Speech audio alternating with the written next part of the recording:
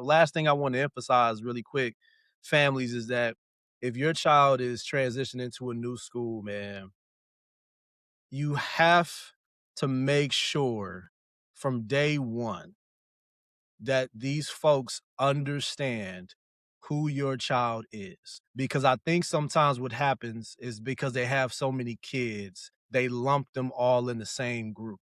And that is unfair.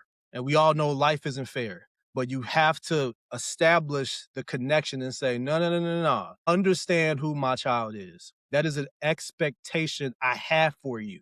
That is not a request. That is an expectation. Understand who my child is. And you, as a parent, you're going to have to go in there and make sure they understand who your child is. Because the moment you establish that you are there and you are present, I promise you, they will think twice about lumping your child in the same group and category as everybody else. And I'm not talking about them being on the spectrum.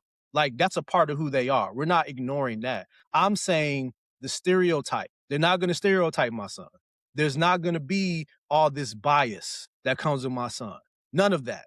I'm already stressed out enough putting him in a new environment, thinking, okay, if I'm going to get a call, if I'm going to get an email, what didn't happen? I can't even, go to work stress free, worried about him and his environment. So, in order to try to minimize some of that stress, I will establish myself from the beginning and I will be involved day one, day two, day three. And involvement just doesn't mean you're picking them up and taking them to school.